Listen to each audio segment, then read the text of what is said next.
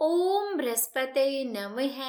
मैं मीनू शर्मा आप सभी का आपके अपने YouTube चैनल की कथा टीवी पर स्वागत करती हूँ। तो देखिए, सभी को हैप्पी न्यू ईयर, नए साल की बहुत बहुत शुभकामनाएं। साल का पहला दिन और यह पूरा ही साल आप सबके लिए बहुत ही खास हो, यही मैं भगवान से प्रार्थना करती हूँ। और आज गुरु प्रदोष व्रत भी है, तो जो भी भक्त गुरु प्रदोष व्रत रख रहे हैं तो वे व्रत कथा अवश्य सुनेंगे। तो उसकी वीडियो भी मेरे चैनल पर अपलोड कर दी गई है, तो एक बार चैनल पर विजिट करके उस कथा को भी आप जरूर सुनिएगा। और चलिए अब सुनाते हैं आपको गुरुवार व्रत कथा।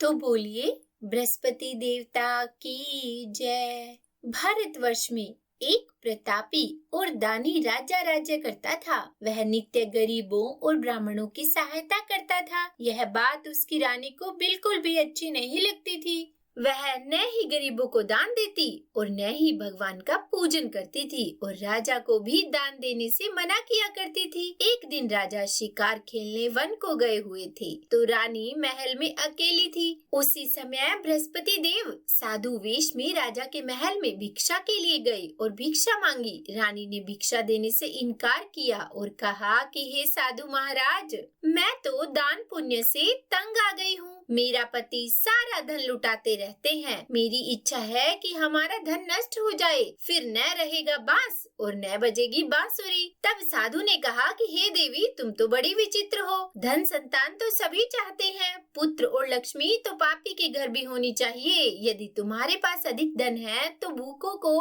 भोजन दो, प्यासों के लिए प्याऊ बनवाओ, मुसाफिरों के लिए धर्मशालाएं खुलवाओ। जो निर्धन अपनी कुंवारी कन्याओं का विवाह नहीं करा सकते, उनका विवाह करा दो। ऐसे और कई काम हैं जिनके करने से तुम्हारा यश लोक और परलोक में फैलेगा। परंतु रानी पर उपदेश का कोई प्रभाव न पड़ा। वह बोली, महाराज आप मुझे कुछ न समझाएं। मैं ऐसा धन नहीं चाहती जो हर जगह बांटती फिरूं। तब साधु ने उत्तर दिया कि यदि तुम्हारी ऐसी ही इच्छा है तो तथास्तु। तुम ऐसा करना कि बृहस्पतिवार को घर लीप कर पीली मिट्टी से अपना सिर धोकर स्नान करना, भट्ठी चढ़ाकर कपड़े धोना। ऐसा करने से तुम्हारा सारा धन नष्ट हो जाएगा। इतना कहकर वह साधु महाराज वहाँ से आलोप हो गए।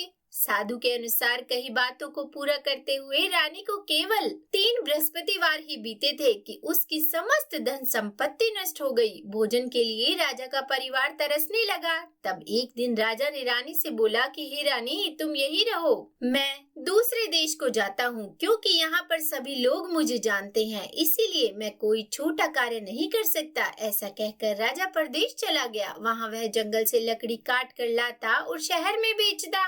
इस तरह वह अपना जीवन व्यतीत करने लगा। इधर राजा के परदेश जाते ही रानी और दासी दुखी रहने लगी। एक बार जब रानी और दासी को 7 दिन तक बिना भोजन के रहना पड़ा, तो रानी ने अपनी दासी से कहा कि हे दासी, पास ही के नगर में मेरी बहन रहती है, वह बड़ी धनवान है, तो उसके पास जा और कुछ ले आ ताकि थोड़ी बहुत गुजर बसर हो जाए। तब दासी रानी की बहन के पास गई। उस दिन गुरुवार था और रानी की बहन उस समय बृहस्पतिवार व्रत की कथा सुन रही थी। दासी ने रानी की बहन को अपनी रानी का संदेश दिया, लेकिन रानी की बड़ी बहन ने कोई उत्तर नहीं दिया। जब दासी को रानी की बहन से कोई उत्तर नहीं मिला तो वह बहुत दुखी हुई और उसे क्रोध भी आया। दासी ने वापस आकर रानी को सारी बात बता दी। सुनकर रानी ने अपने भाग्य को कोसा। उधर रानी की बहन ने सोचा कि मेरी बहन की दासी आई थी, परंतु मैं उससे नहीं बोली, इससे वह बहुत दुखी हुई होगी। कथा सुनकर और पूजन समाप्त करके वह अपनी बहन के घर गई और कहने लगी कि हे बहन, मैं बृहस्पतिवार का व्रत कर रही थी और जब तुम्हारी दासी मेरे घर आई थी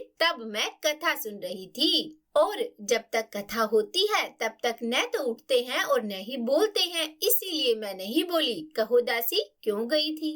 तब रानी बोली कि बहन, तुमसे क्या छुपाऊं, हमारे घर में खाने तक को अनाज नहीं था। ऐसा कहते कहते रानी की आंखें भर आई। उसने दासी समेत पिछले 7 दिनों से भूखे रहने तक की बात अपनी बहन को विस्तार पूर्वक सुना दी। तब रानी की बहन बोली कि देखो बहन, भगवान बृहस्पति देव सबकी मनोकामना को पूर्ण करते हैं। देखो, शायद तुम्हारे घर में अनाज रखा हो। पहले तो रानी को विश्वास नहीं हुआ, पर बहन के आग्रह करने पर उसने अपनी दासी को अंदर भेजा तो सचमुच अनाज से भरा एक घड़ा मिल गया। यह देखकर दासी को बड़ी हैरानी हुई। दासी रानी से कहने लगी कि हे रानी, जब हमको भोजन नहीं मिलता तो हम व्रत ही तो करते हैं, इसीलिए क्यों न इनसे व्रत और कथा की विधि पूछ ली जाए ताकि हम भी व्रत कर सके। तब रानी ने अपनी बहन से बृहस्पतिवार व्रत के बारे में पूछा। उसकी बहन ने बताया कि बृहस्पतिवार के व्रत में चने की दाल और मुनक्का से विष्णु भगवान का केले की जड़ में पूजन करें तथा दीपक जलाएं,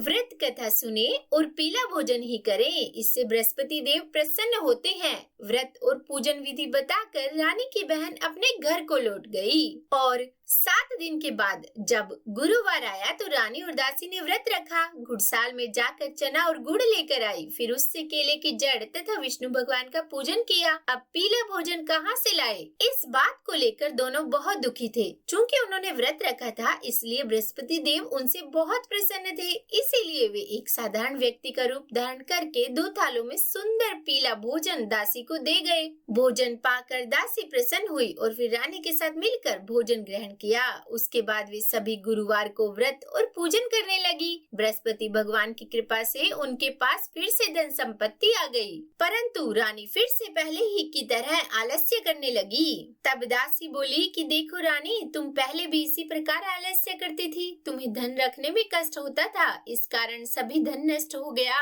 और अब जब भगवान बृहस्पति की कृपा से धन मिला है तो तुम्हें फिर से आलस्य होता है। रानी को समझाते हुए दासी कहती है कि बड़ी मुसीबतों के बाद हमने यह धन पाया है, इसीलिए हमें दान पुण्य करना चाहिए, भूखे मनुष्यों को भोजन कराना चाहिए और धन को शुभ कार्यों में खर्च करना चाहिए, जिससे तुम्हारे कुल का यश बढ़ेगा, स्वर्ग की प्राप्ति होगी और पितृ भी प्रसन्न होंगे। दासी की बात मानकर रानी अपना धन शुभ कार्यों में खर्च करने लगी, जिससे पूरे नगर में उसका यश फैलने लगा। एक दिन रानी और दासी आपस में विचार करने लगी कि न जाने राजा किस दशा में होंगे, उनकी कोई खोज खबर भी नहीं है। तब उन्होंने श्रद्धा पूर्वक बृहस्पति भगवान से प्रार्थना की कि राजा जहाँ कहीं भी हो शीघ्र वापस आ जाए। तब उसी रात्रि को बृहस्पति देव ने राजा को स्वप्न में कहा कि हे राजा, उठ, तेरी रानी तुझको याद करती है, अपने देश को लौट जा। राजा प्रातः काल उठा और जंगल से लकड़ी काटने के लिए जंगल की ओर चल पड़ा। जंगल से गुजरते हुए विचार करने लगा कि रानी की गलती से उसे कितने दुख भोगने पड़े, राजपाट छोड़कर जंगल में आकर रहना पड़ा। जंगल से लकड़ी काटकर शहर में बेचकर गुजारा करना पड़ा और अपनी दशा को याद करके वह व्याकुल होने लगा। उसी समय राजा के पास बृहस्पति देव साधु वेश में आकर बोले कि हे लकड़हारे, तुम इस सुनसान जंगल में किस चिंता में हो, मुझे बतलाओ।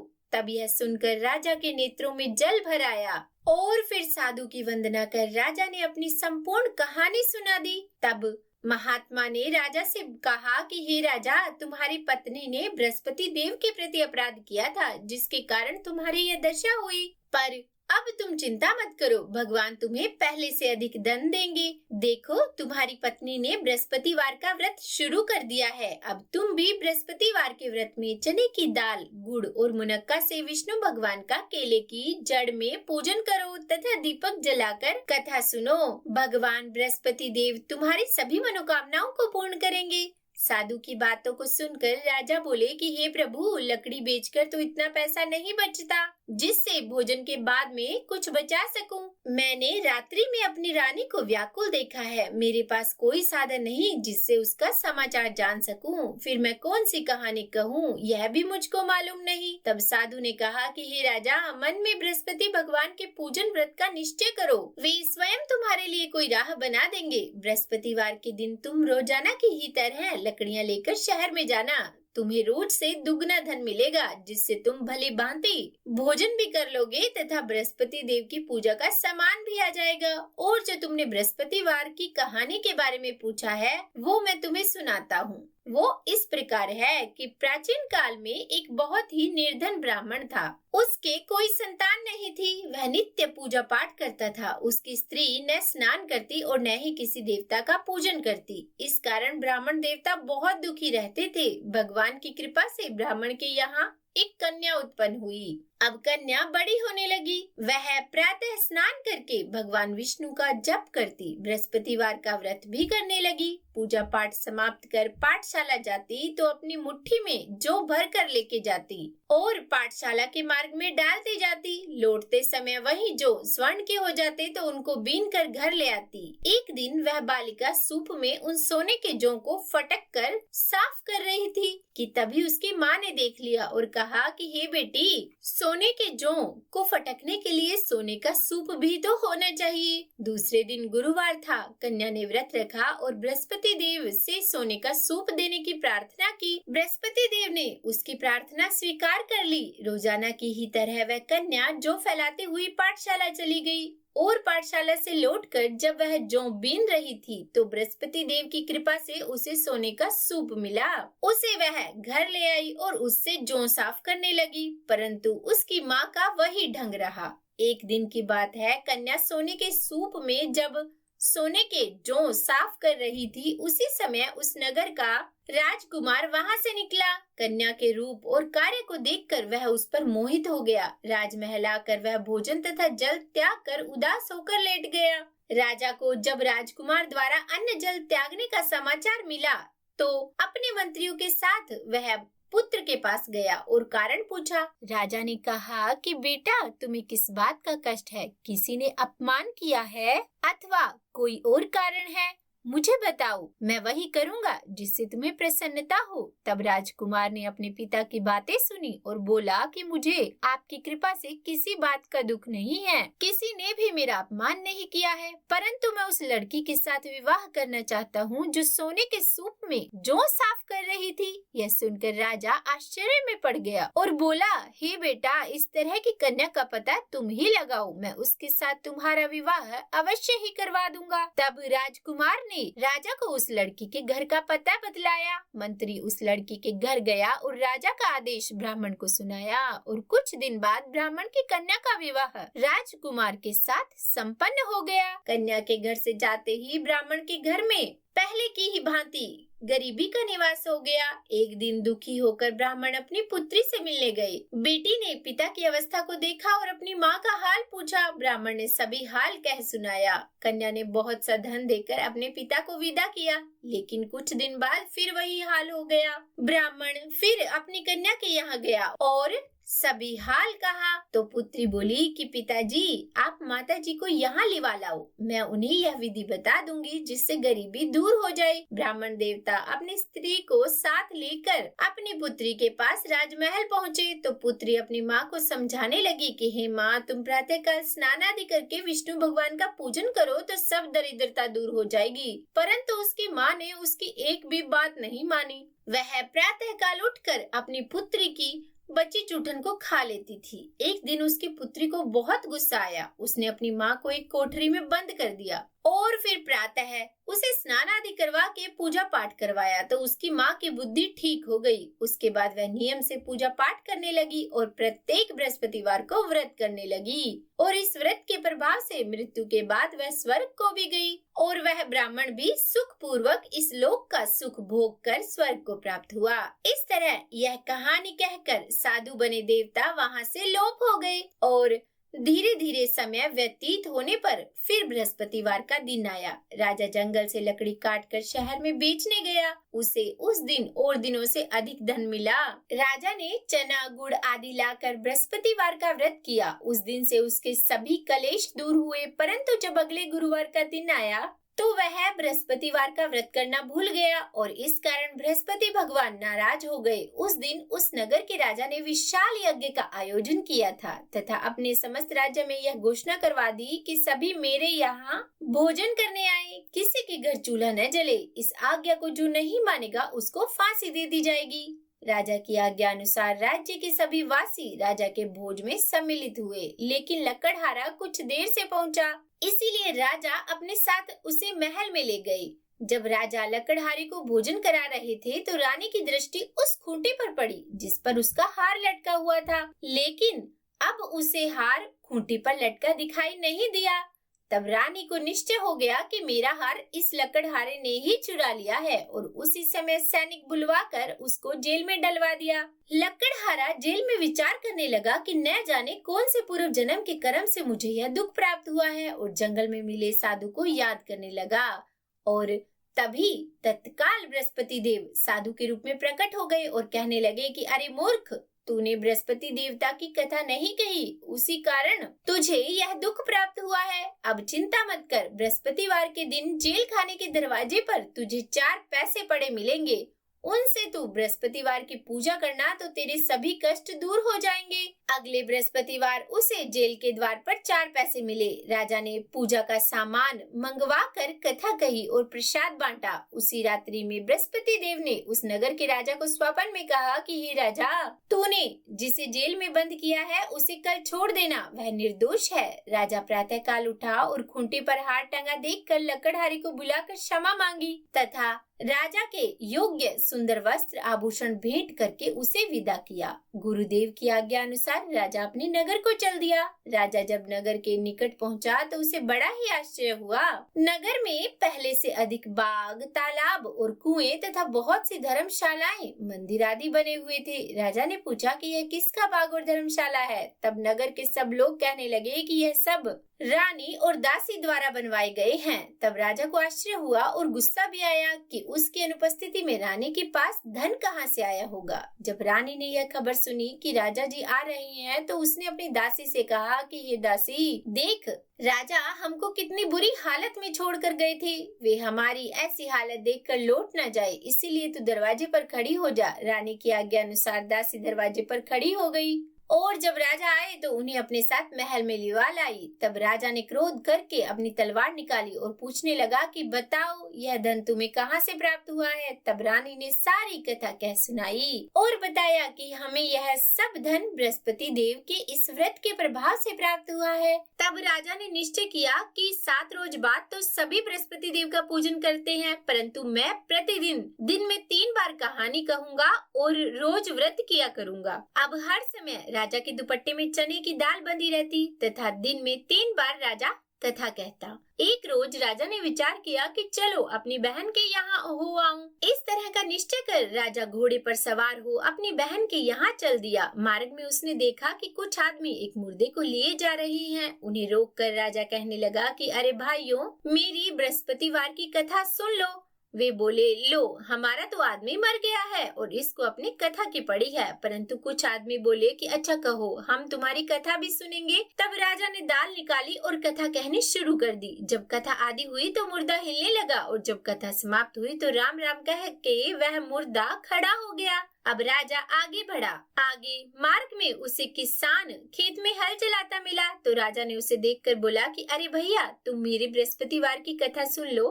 तब किसान बोला कि जब तक मैं तेरी कथा सुनूंगा तब तक तो मैं 4 हल जोत लूंगा, जा अपनी कथा किसी और को सुनाना। इस तरह राजा आगे चलने लगा और राजा के हटते ही बैल पछाड़ खाकर गिर गए और किसान के पेट में बड़ी जोर से दर्द होने लगा। उसी समय उसकी माँ रोटी लेकर आई और उसने जब यह देखा तो अपने पुत्र से सब हाल पूछा और बेटे ने सभी हाल कह दिया। तो बुढ़िया दौड़ी दौड़ी उस घुड़सवार के पास गई और उससे बोली कि मैं तेरी कथा सुनूंगी, पर तू अपनी कथा मेरे खेत पर चलकर कहना। राजा ने बुढ़िया के खेत पर जाकर कथा कही, जिसके सुनते ही वह बैल उठकर खड़े हो गए तथा किसान के पेट का दर्द भी बंद हो गया। अब राजा अपनी बहन के घर पहुंचा। बहन ने भाई की खूब मेहमानी की। दूसरे रोज प्रातःकाल राजा जगा तो वह देखने लगा कि सब लोग भोजन कर रहे हैं। राजा ने अपनी बहन से कहा कि ऐसा कोई मनुष्य है जिसने अभी तक भोजन ना किया हो, जो मेरे बृहस्पतिवार की कथा सुन ले। तब बहन बोली कि हे भैया, यह देश ऐसा है कि पहले यहाँ लोग भोजन करते हैं, बाद में अन्य काम करते हैं।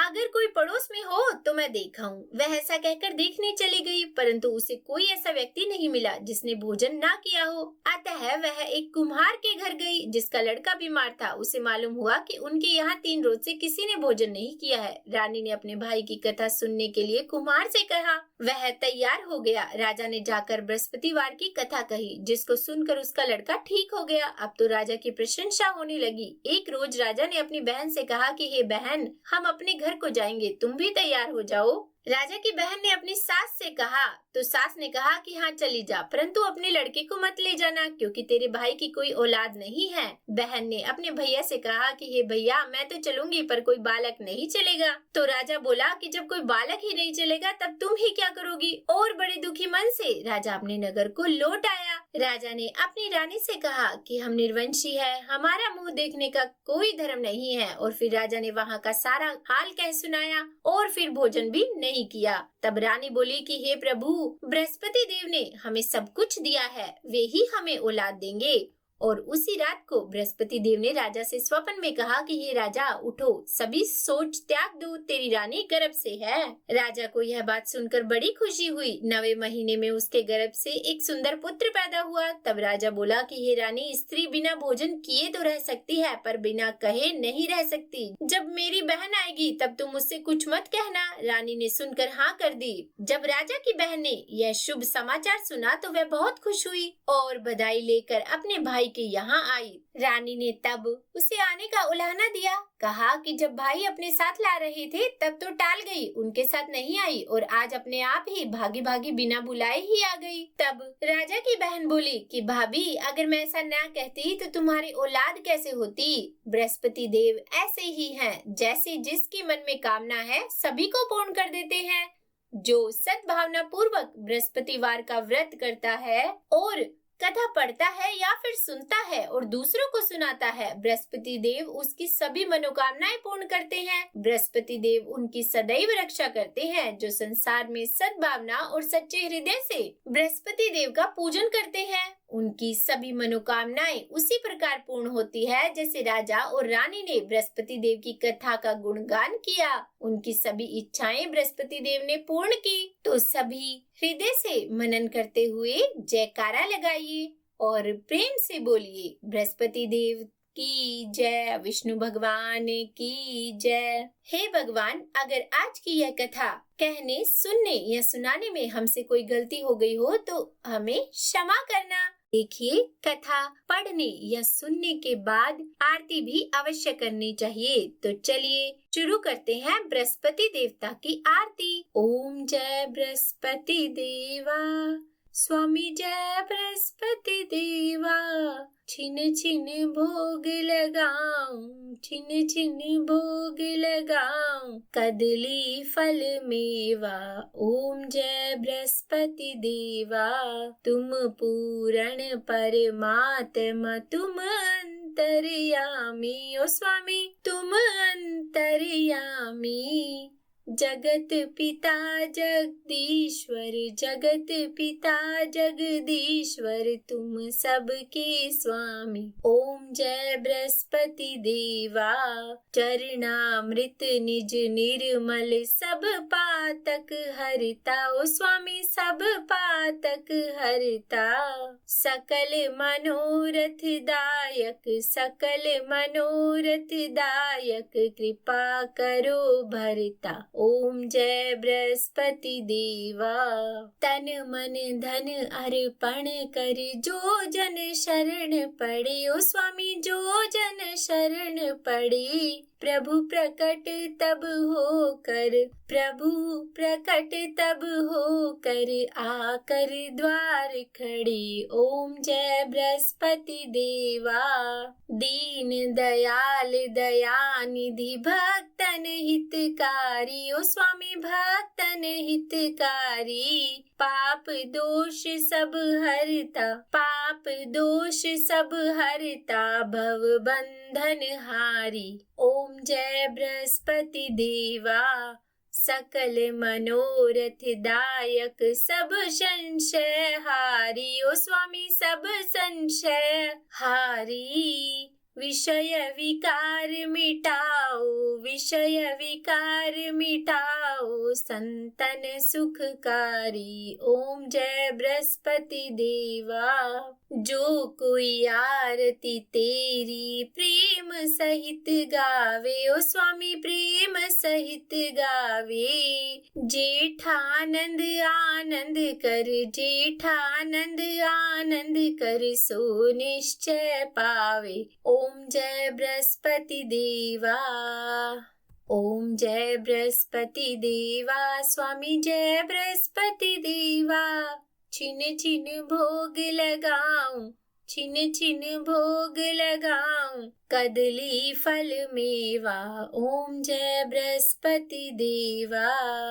तो प्रेम से बोलिए भगवान बृहस्पति देव की जय। बोलिए भगवान श्री लक्ष्मी नारायण की जय। उम्मीद करती हूँ आज की यह कथा आपको पसंद आई होगी। अगर अच्छी लगी हो वीडियो तो लाइक एंड शेयर कीजिएगा। चैनल पर नए हैं, सब्सक्राइब नहीं किया तो सब्सक्राइब भी कर ही दीजिएगा। और हाँ, कमेंट बॉक्स में लक्ष्मी नारायण भगवान की जय, बृहस्पति देव भगवान की जय लिखना बिल्कुल भी मत भूलिएगा। तो बोलिए बृहस्पति देव भगवान की जय।